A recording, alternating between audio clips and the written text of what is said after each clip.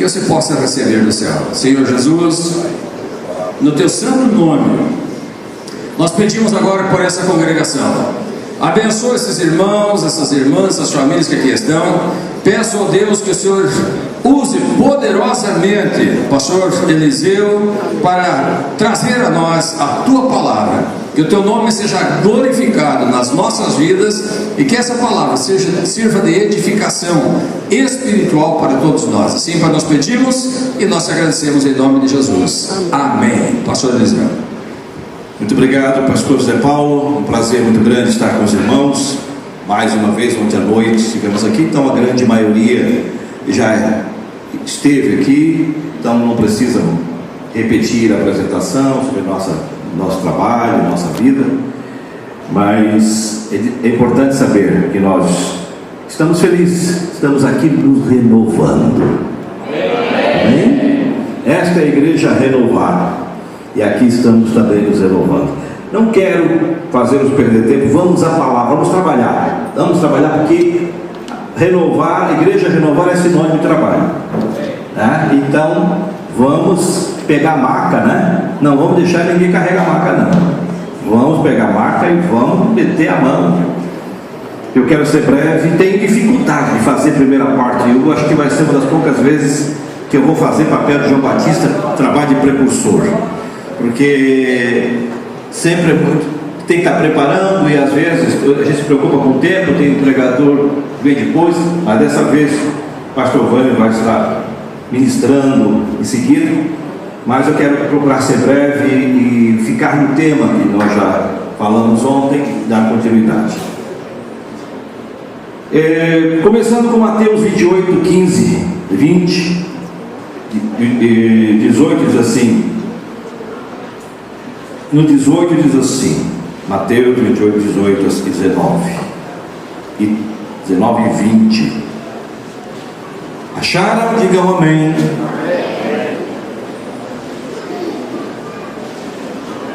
Mateus 28, 18 e 20. Jesus se aproximou deles e disse: oh glória. Maratona bíblica. Sabe aqui, pastor Zé Paulo? Esses aí como não fizeram maratona bíblica ainda, não, mas eu sei que isso aí às vezes não é. Não, né? Eu acho que tem um erro aqui de Mateus. Está certo? Isso mesmo. Eu acho que já achamos aqui. Vamos lá. É a tradução, tá? É que essa é. Vocês estão usando a Bíblia expositora. Não pode ser que não. A minha aqui, como ela é outra tradução, pode estar diferente. Jesus se aproximou deles e disse: foi-me dado toda a autoridade no céu e na terra. Aí vocês podem estar lendo: foi-me dado todo o poder no céu e na terra.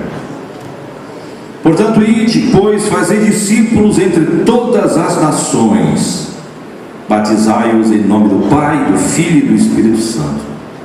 Ensinai-lhes a observar tudo o que vos tenho ordenado, e eis que estou convosco todos os dias, até o que?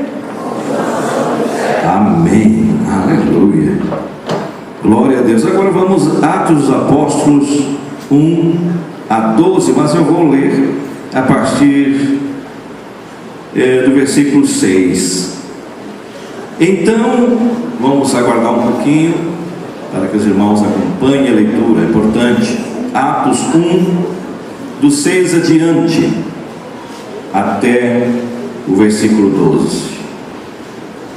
Enquanto isso, eu vou dizer que hoje eu vim com o uniforme da Renovar. Amém?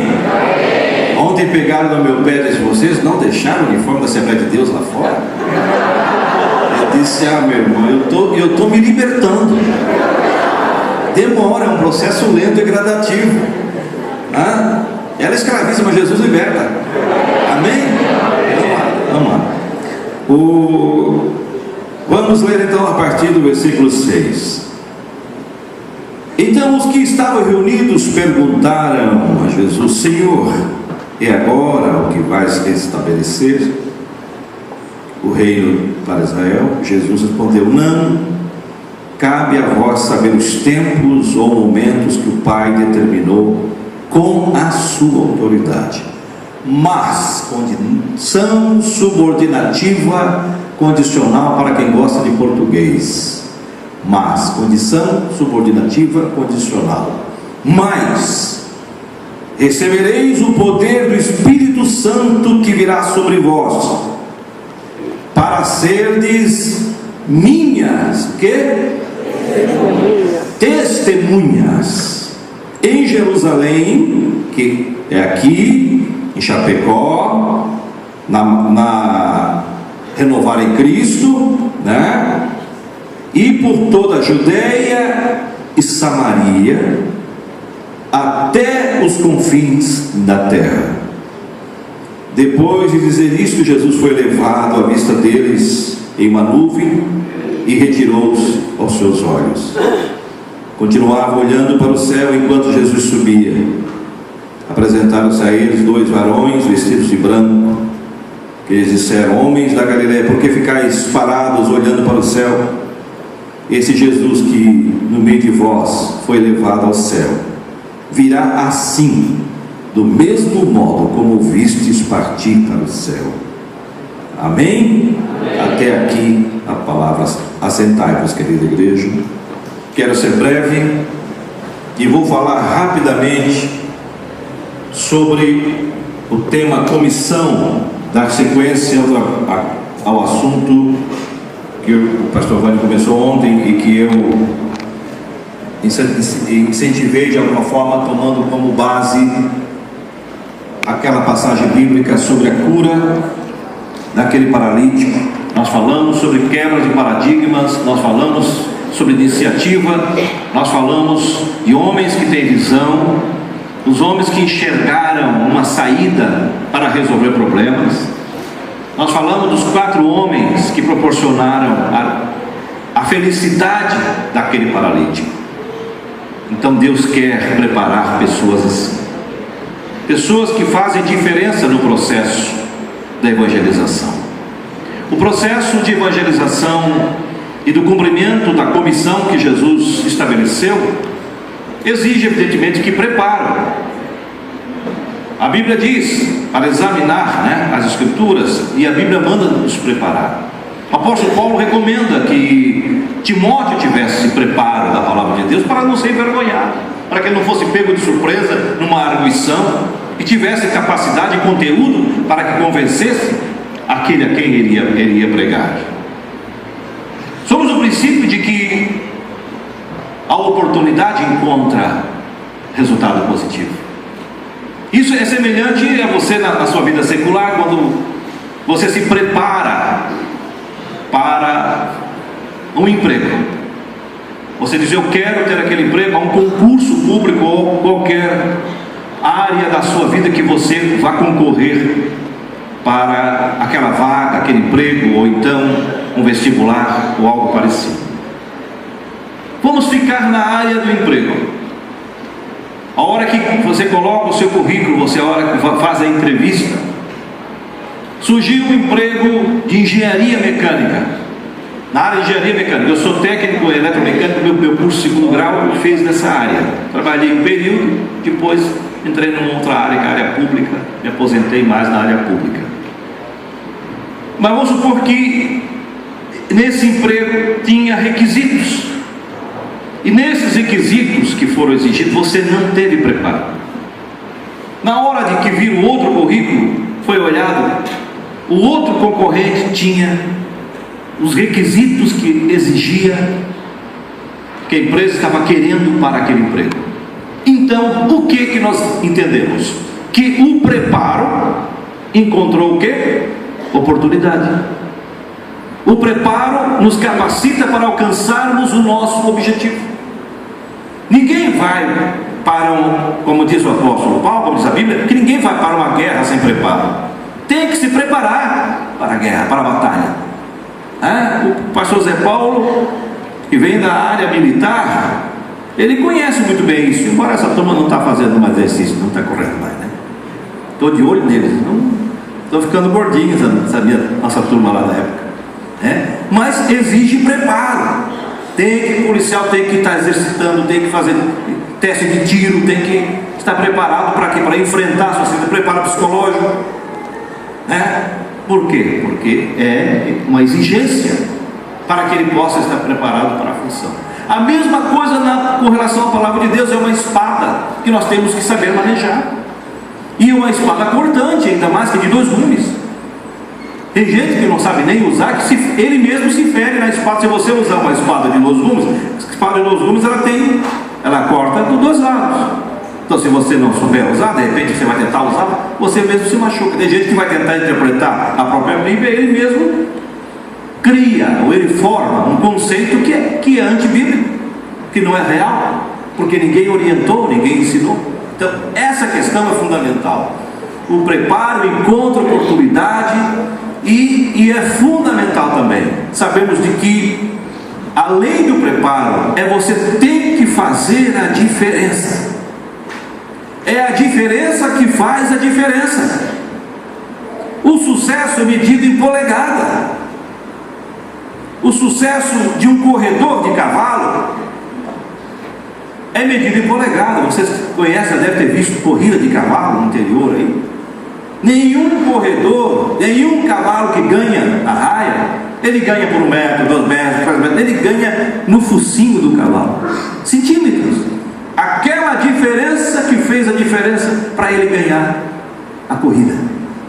E nós estamos nessa corrida também. O apóstolo, a Bíblia diz lá em Romanos 12: correi com paciência a carreira que vos está proposta, apesar de estejamos rodeados de uma tão grandes nuvens de testemunhas, corramos com cuidado, olhando para Jesus, autor e consumador de nossa fé, deixando os embaraços que nos atrapalham, deixando os embaraços, corramos com paciência. Também não adianta fazer, eu chamo sempre a égua do Alonso. Aí Tubarão, os caras contaram uma história que eu achei muito interessante, que tinha uma corrida de cavalo e tinha uma égua que surgiu, aí todo mundo via essa égua solta no campo e corria para cá, corria para lá, e resolveram botar essa égua a correr. Todo mundo apostava nela, mas ninguém sabia que essa égua corria, mas ela parava no meio. Então muita gente apostou na égua do Alonso. Essa égua saiu num disparo só, daqui a pouco a égua travou no meio e ninguém mais fez andar. Tem crente que é assim, é igual a égua do Alonso, sai a 1000 por hora, mas chega no meio do caminho, trava, e aí não é fácil fazer andar. Por isso o autor Hebreus diz: correi com paciência. Não é correr a 1000. Você já viu um corredor sair a 1000 por hora? Não. Ele sai numa velocidade, ao contrário, ele sai numa velocidade média, que ele sabe até onde ele pode ir.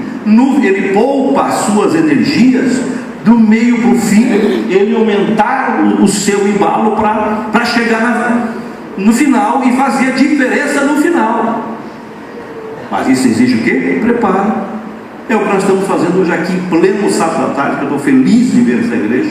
Esses jovens, esses irmãos, todos aqui estão para aprender, para melhorar, para interagir entre nós, buscar essa energia, essa graça de Deus, para nós estarmos preparados para cada vez mais pregarmos o Evangelho. Então, a diferença que faz a diferença é isso. Aqueles homens descobriram que é possível fazer a diferença. Quando ninguém teve coragem de subir no telhado, eles subiram, eles mudaram o sistema para alcançar o objetivo. E aqui eu percebo, e isso é o grande segredo da Igreja Renovada, é que ela tem estratégias específicas de evangelização, tem métodos específicos. O PG e outros métodos que se estabeleceu é um trabalho que dá resultado. É aquilo que eu falei ontem, quando Jesus encontrou os discípulos pescando no lado só, e cismavam no lado só. Jesus disse: por que você não muda de jeito? Por que você não joga a rede para o lado esquerdo? Vai que dá certo, faça. E jogar, a Bíblia diz que veio cheio. Faça diferente para ter resultados melhores. Não fique na rotina, mude aquilo, tente melhorar. Deus exige de nós esse aperfeiçoamento. Só tem um critério básico na evangelização. Nós, além de termos um preparo, nós vamos ter que ter algo de especial. O segredo do sucesso da igreja é o preparo, mas o grande resultado só quem proporciona é o Espírito Santo de Deus em nossas vidas. Essa é a diferença que faz a diferença. Pode ter o melhor pregador do mundo. Eu já conheci muitos oradores, pregadores e oradores a gente viu no dia a dia. Eu fui vereador, o Wayne foi vereador, o Wayne foi deputado, eu já vivi, trabalhei na Assembleia Legislativa por 16 anos, trabalhei em Brasília no Congresso Nacional, conheci grandes oradores na história, mas eram apenas oradores, não tinham unção e não tinham graça.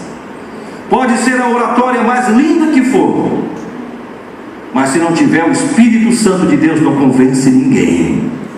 Porque quem convence é o Espírito Santo de Deus e transforma a vida das pessoas. Porque quando você faz com a unção do Espírito Santo, você não se preocupa, lança a palavra, lança o pão sobre as águas, porque depois do dia vai aparecer. Nós pregamos e o Espírito Santo faz a obra. Amém? E aí, qual é a competência desse comissionado, desse que tem a missão de evangelizar? Eu vou também estabelecer aqui um paralelo, já que eu falei do pastor Zé Paulo, que é ainda, né? Ninguém deixa de ser uma autoridade policial. Eu quero tentar estabelecer para vocês essa diferença. E essa declaração mostra que quem dá a ordem tem credencial e competência para fazê-lo. Jesus disse, isto tem duas implicações. Vou dar um exemplo para vocês. Um caminhão, com poder, a potência dele, ele tem um poder medido em watts, em capacidade, em CVs, né? Então, o caminhão tem poder. Está passando o caminhão ali, o caminhão leva avante. Chega, de repente, o Zé Paulo com aquele apito que ninguém gosta de ouvir. Antigamente, hoje não tem mais apito, né? Hoje é a sinaleira mesmo, hoje ali não tem mais, mas antigamente era. O policial apitava, aquele caminhão daquele tamanho, a Scania, ouviu o apito, para ou não para? Para na hora. Se não parar, já vem outra viatura atrás que vai atrás até ele parar. Aqui, já é aqui, e nos Estados Unidos pior ainda, que eu dirigi muito nos Estados Unidos. Lá não tem muito do nosso sistema aí de caça-níquel, de câmeras, não. Tem algumas, mas muito moderadas. Mas em compensação, o policial brota da terra. A gente está dirigindo lá, está passando, daqui a pouco, do nada, não vê ninguém, daqui a pouco quando vê, está a viatura no teu pé. Autoridade. Essa é a diferença. Poder é o caminhão, agora a autoridade está com o policial. Ela é a autoridade que faz você obedecer. Assim também essa condição básica para nós. Nos é dado, qualquer ordem dada pela autoridade máxima do universo exige o quê? Atenção e respeito total. Ao proferir uma ordem, Jesus quer o quê? Estabelecer uma forma certa e completa. E isso que nós chamamos a essência da comissão, como nós lemos no versículo 19. Fazer discípulos é a ordem. A ordem é fazer discípulos. O que o pastor Zé Paulo e a sua estrutura, os obreiros, irmãos estão fazendo, são discípulos. Eu quero que os irmãos entendam, vocês estão aqui para cumprir esse papel de fazer discípulos. Jesus não mandou fazer fãs. Nós não queremos fãs. Mas eu sou fã da igreja do Zé Paulo. Zé Paulo é carismático, abraça e tal, querido. Não, Jesus não quer fã. Jesus quer discípulo.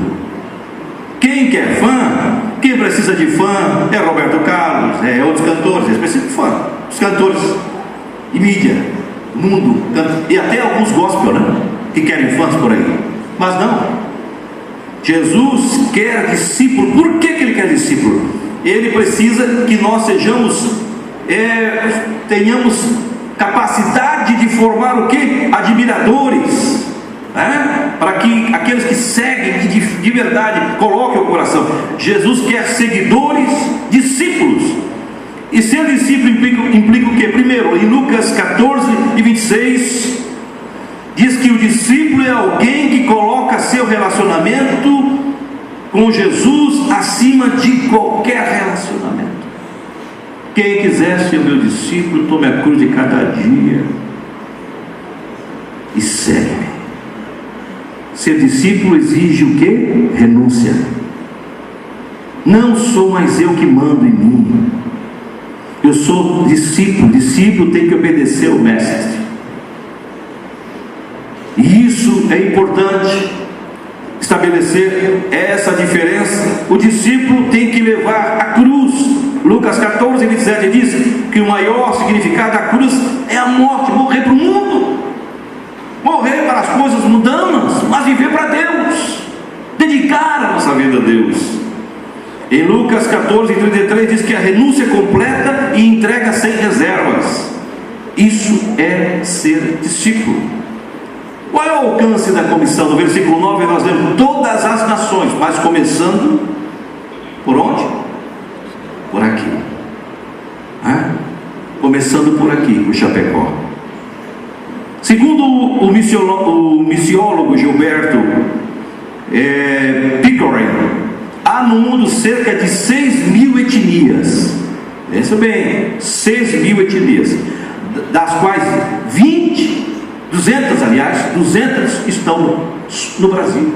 Só no Brasil nós temos 200 etnias que nós precisamos evangelizar, que nós temos que começar por Jerusalém e nos preparar para alcançar essas etnias que ainda não conhecem o Evangelho. Deus ama todas as etnias, Deus ama todos os homens. Deus amou o mundo de tal maneira, o mundo, não foi só Chapecó, não foi só Criciúma, não foi só Florianópolis, não, o mundo.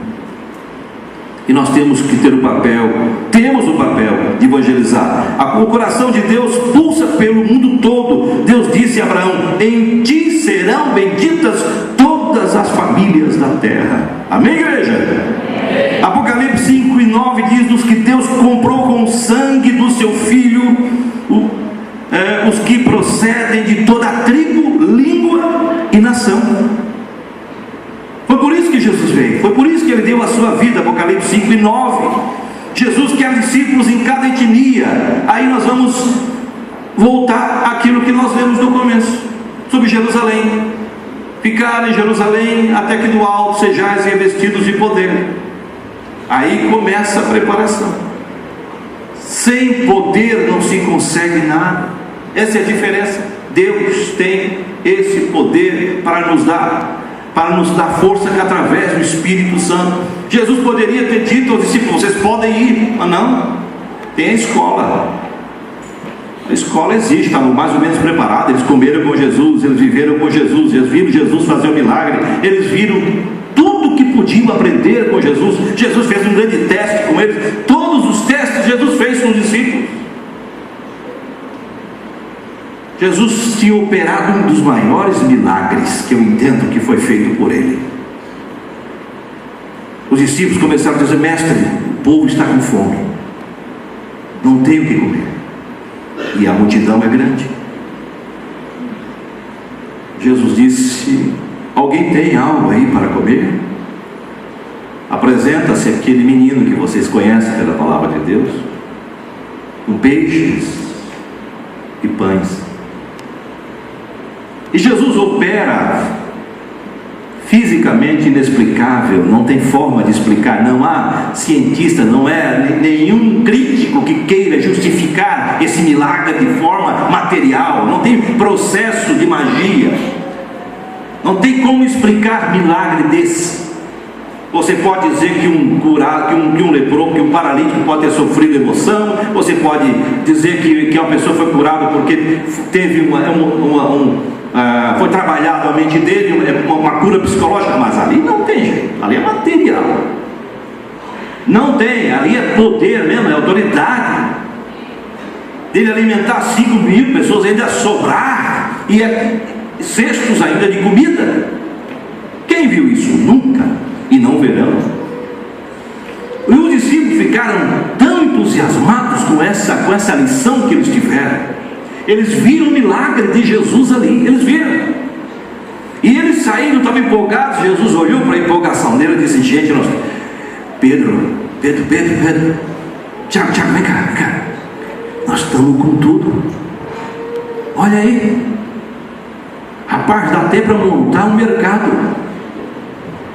Se Jesus nos ensinar como vai multiplicar pão, fazer isso aí, nós não temos mais problema, resolvido o problema econômico do nosso ministério.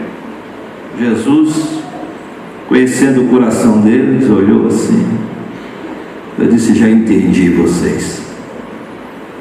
Pegou e disse: vem cá, vocês aqui, Pedro, Tiago e João, vocês vão pescar, porque eu vou orar, eu vou sair, eu quero ficar sozinho, vocês não vêm atrás de mim. Mas mestre, não tem, vocês vão, pega a canoa, mas o mestre nunca nos mandou pescar, mas eu estou mandando agora, vocês vão pescar, vão para o alto mar. E Jesus saiu e deixou.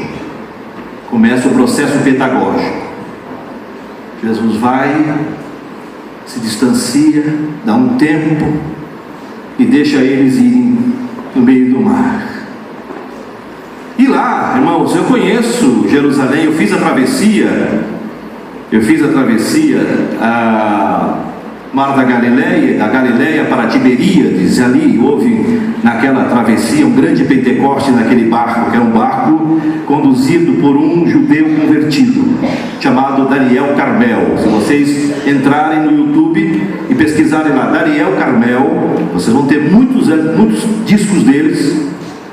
E eu conheci pessoalmente Daniel. Ele é um judeu convertido e ele canta hinos em aramaico e inglês. E ele começou a cantar aqueles hinos, né, Zé? Aqueles hinos lindos assim, alguns que a gente conhecia na versão portuguesa. E caiu em Pentecostes, naquele barco. E nós começamos a lembrar de Jesus ali. Tudo que aconteceu naquele mar da Galileia, tudo que aconteceu, os milagres que aconteceram ali. Para os irmãos entenderem, aquele mar da Galileia, mar de Tiberíades, mar disso, mar daquilo, é um mar só. Não existe dois, não existe mar de Tiberíades, mar da Galileia, não, é um mar só. É quem vai aqui, o pastor Zé Paulo sabe, quem vai aqui na lagoa de Santo Antônio, aqui em Laguna, onde eu fico, na praia onde eu frequento, onde eu fico muito ali, aquela lagoa de Santo Antônio é uma só, mas cada comunidade daquela ali é uma, é Roça Grande, é Caputera, aí vai embora, são nomes diferentes, mas o mar é um só. Mesma coisa lá, o mar é um só que cada comunidade tinha um nome. E aí o mar de Tiberíades, porque era Tiberíades, o mar da Galileia, porque era Galileia, e assim vai. É um mar não muito comprido, nem muito largo, ele tem 14 de largura por 21 de comprimento. É um mar alimentado pelo Rio Jordão. Eu estive lá também no Rio Jordão, eu vi as nascentes do Rio Jordão. Então, o Rio Jordão abastece o mar da Galileia.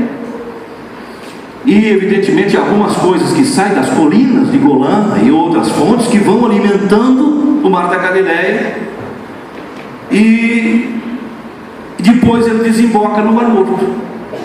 Nos últimos anos, Israel tem cercado um pouco a saída do Mar da Galileia, porque depende da condição de chuva, eles vão diminuindo, regulando, porque eles ainda bebem daquela água. É a vida deles lá, é a água.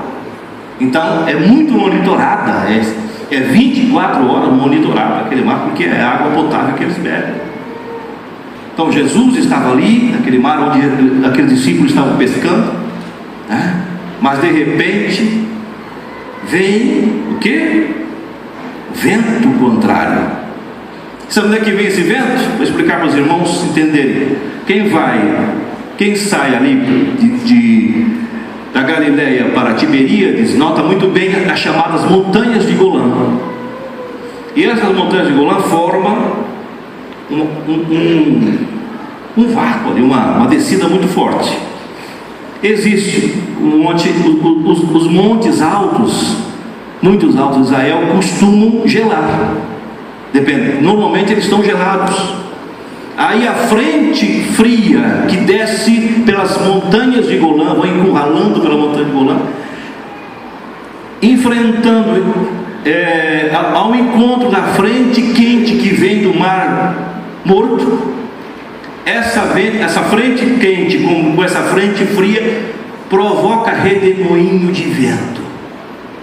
Por isso Jesus repreendeu o quê? O vento. Não repreendeu o mar. Jesus repreendeu. Não repreendeu o mar, repreendeu o vento, porque o vento é que produzia a tempestade. Mas o que importa aqui não é a questão física, é exatamente a questão pedagógica. Eles estavam sozinhos e começaram a conversar, com certeza. Pedro, Tiago e João: vocês viram, gente, o que aconteceu com o mestre? O que ele fez? Milagre, multiplicar peixe. Nós aqui se matando para pescar, de noite para pescar. Nós temos um cara que multiplica peixe. Está resolvido. Não precisava nem ter fechado a minha indústria de pesca, pensou Pedro com ele. Está aí a solução. E Jesus, lendo os corações de longe, observando eles. Mas Jesus queria dar lição. Eles estavam cheios, estavam orgulhosos, achando que poderiam fazer isso, usar o reino de Deus para interesse próprio. Estavam pensando neles, não estavam pensando na causa. Jesus disse: não, vocês vão aprender agora.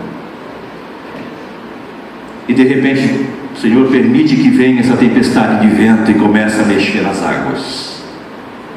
E começa a levantar. Nós chamamos lá, quando nós pescamos, o pastor Zé Paulo teve lá no meu rancho de pesca, lá em Vossa Grande, tem um barco lá que às vezes eu vou pescar camarão, vou pescar peixe e tal. Lá também tem isso, chamado, lá nós chamamos de banzeiro.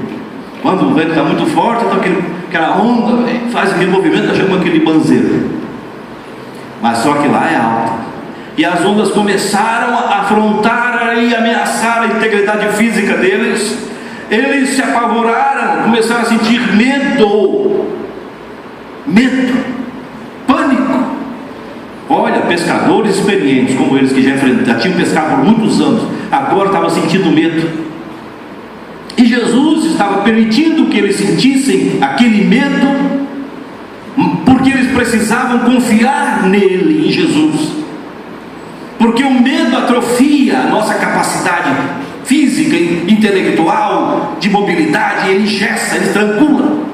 O medo faz com que percamos a motivação para fazermos a obra de Deus. O medo nos impede para chegar numa pessoa para falar de Jesus. O medo nos impede de irmos a lugares distantes, de enfrentar situações para falar de Jesus, e até para a nossa vida também.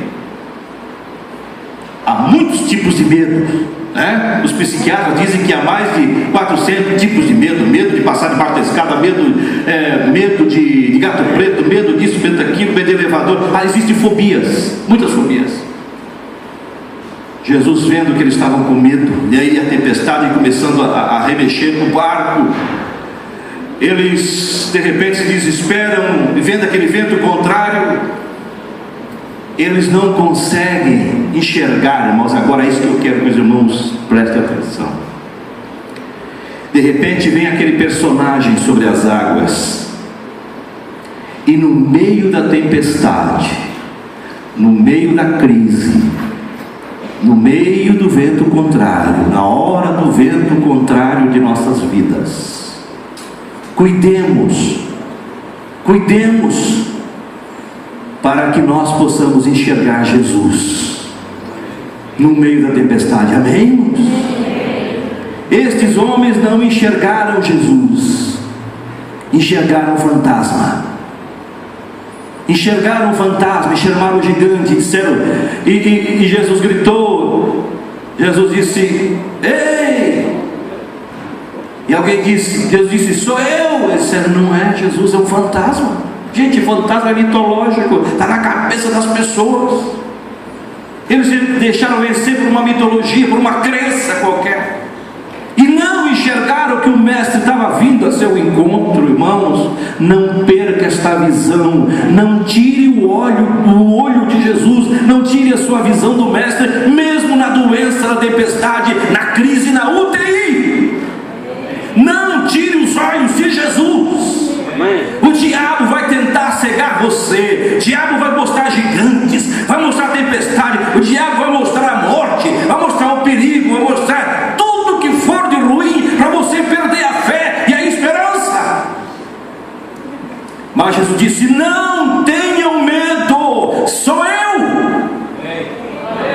Amém? Sou eu.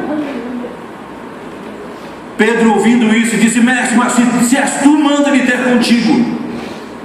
Jesus disse: vem, Pedro, começa agora o processo de cura, a tua primeira etapa de fé. Começa, coloca os teus pés sobre as águas e vem. Aquele banzeiro, imagina que ele tirando o pé da canoa, a canoa ia, descia, ele molhava o pé e dizia: será que vou, será que não vou, será que vou, que não vou, e criou coragem e foi. Quando ele coloca os pés sobre o mar, quando ele estava no exercício da fé, ele sentiu debaixo dos seus pés como se fosse um asfalto, e começa a caminhar sobre as águas. Mas a Bíblia diz que vendo de novo um vento contrário. Irmãos, o vento contrário não vem uma vez só. Tem gente assim: não, eu já passei por tempestade na vida, já vi problemas, já tive, agora eu acho que não vai ter mais. Vai ter sempre. Jesus disse: no mundo tereis aflições, mas eu venci e vós vencereis. Amém, igreja? Diz que de novo, sentindo o vento contrário, Pedro começa a afundar. Mas aí Jesus chega para Pedro, estende a mão e disse: Pedro, que pena, tu estava indo tão bem, Pedro. Por quê? Por que duvidaste? Por que deixaste de crer, Pedro? A tua fé te impediu, a tua falta de fé te impediu de você continuar caminhando sobre as águas. Não deixe, irmão, que a falta de fé lhe leve para o fundo do mar, mas segura na mão de Deus e vai. Segura na mão de Jesus e caminhe sobre as águas, porque com Ele você pode caminhar sobre as águas. Você é um missionário. Tem muita coisa para falar aqui, não vai dar tempo, mas você é um missionário. Você é uma missionária. Você tem uma missão aqui em Jerusalém, aqui em Chapecó. E quando você estiver pronto, preparado, já exercitado devidamente, vai ouvir do seu pastor Zé Paulo: eu preciso de alguém nos Estados Unidos da América. Mas não é para fazer turismo, não. Eu fui fazer turismo, mas lá nós vamos precisar de gente boa. Vamos começar treinando inglês aí, né? Tem gente que quer ir para a missão, mas nem um cursinho de inglês, nem uma preparação tem. Começa estudando.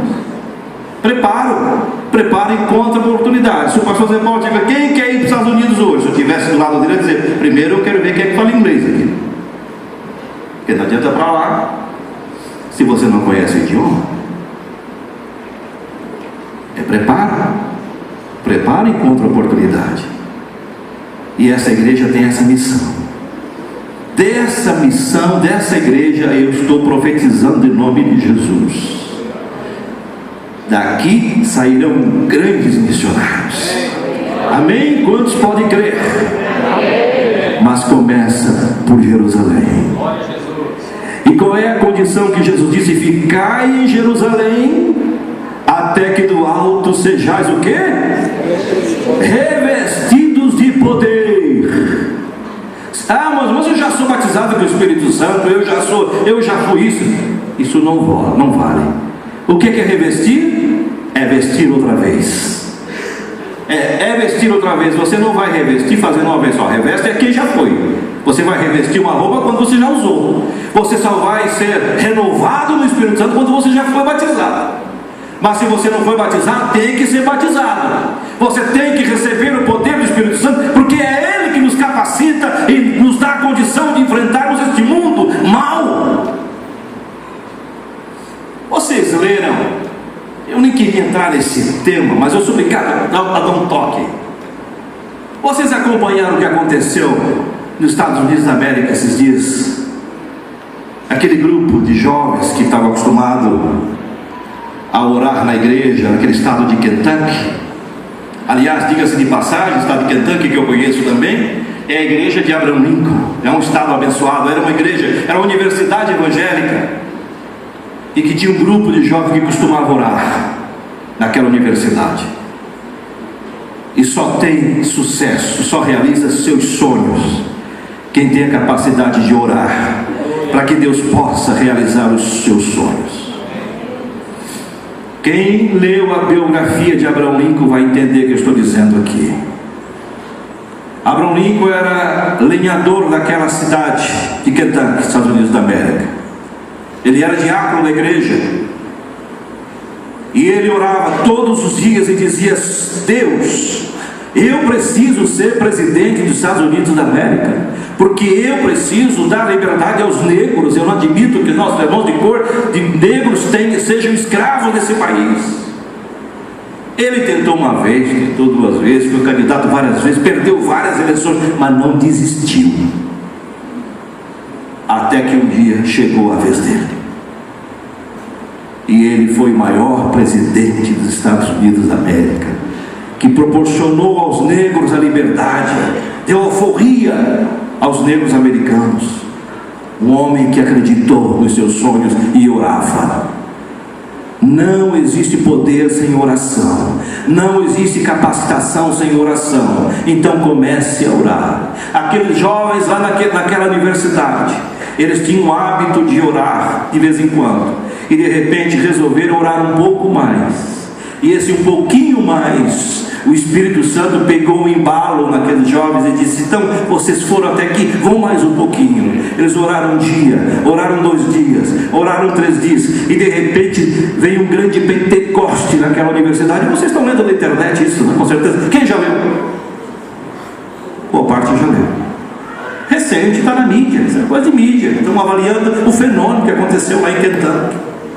E foi o grande Pentecoste, muitos foram lá para ver. Quase que repetiu a história quando começou na Rua Azusa. Então, comece hoje na sua universidade, onde você estuda, onde você trabalha. Leve a palavra de Deus, leve o Evangelho. Comece hoje. Então, tenha propósito definido na sua vida. Eu quero ser um missionário onde o Senhor me usar. Vamos se pôr de pé. E quem quiser fazer esse propósito nessa tarde, ore comigo agora, mas faça uma oração específica. Ore comigo. Nós chamamos os pregadores antigos americanos, principalmente. Eu faço, para quem quiser saber, eu faço uma live todos os domingos no meu Facebook, do culto que acontece lá em Baton Rouge, Louisiana. Começa às 10h30 lá nos Estados Unidos, e aqui no Brasil está começando 12h30 mais ou menos.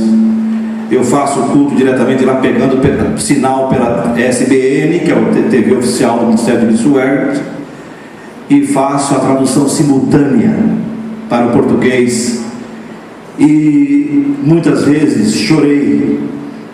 Eu vi aquelas mensagens lindas, hinos lindos. Assista, eu vou deixar o link depois para vocês, se quiserem assistir. E eu quero dizer para os irmãos, todos esses homens que estão fazendo a obra de Deus, Deus não achou eles ociosos. Deus não usa ocioso. Deus não usa pessoas normais. Eu disse ontem aqui brincando com o pastor Zé Paulo: o mundo não deve dar aos normais, aos acomodados, mas aqueles que fazem a diferença. O pastor Zé Paulo só está aqui com esse grande ministério porque ele fez a diferença.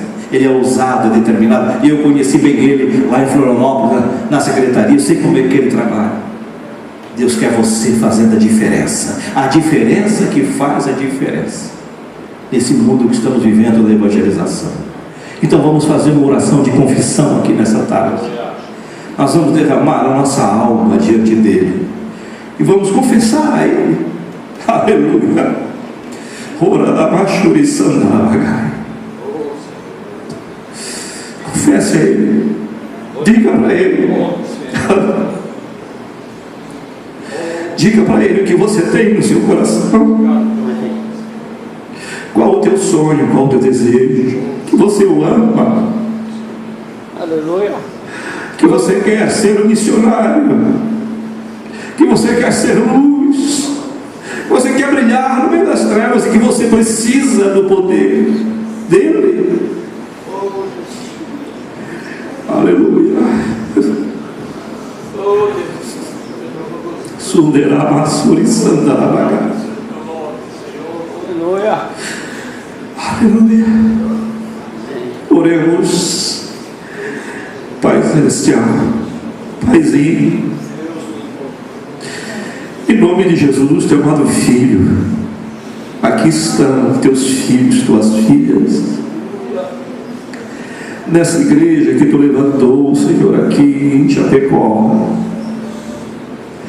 Aqui estão, Senhor, os teus soldados, tuas soldadas. Aqui estão teus discípulos, Senhor, que estão se propondo, Senhor, a fazer a tua obra, a continuar, a fazer cada vez mais incansavelmente. Quem está fazendo quer fazer mais, e quem não começou quer começar. Deus, ouça, Senhor, o gemido, ouça o pedido, Senhor, atenda, Senhor, o desejo do coração de cada um deles.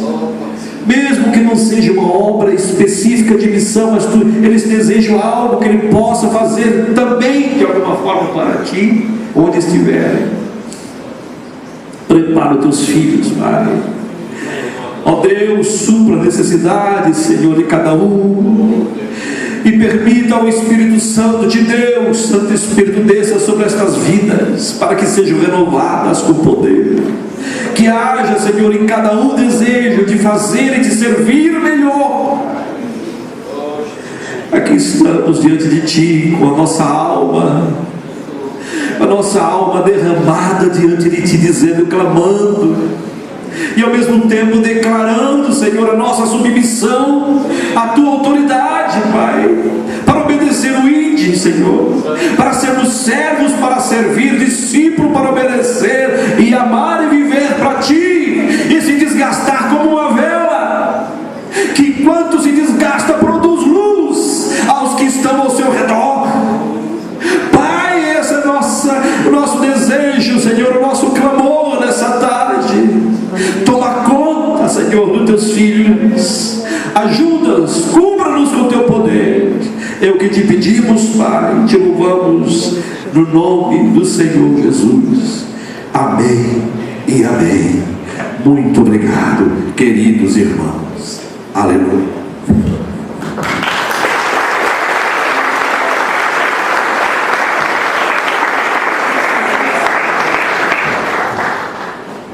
Glória a Deus, amém. Você pode se sentar?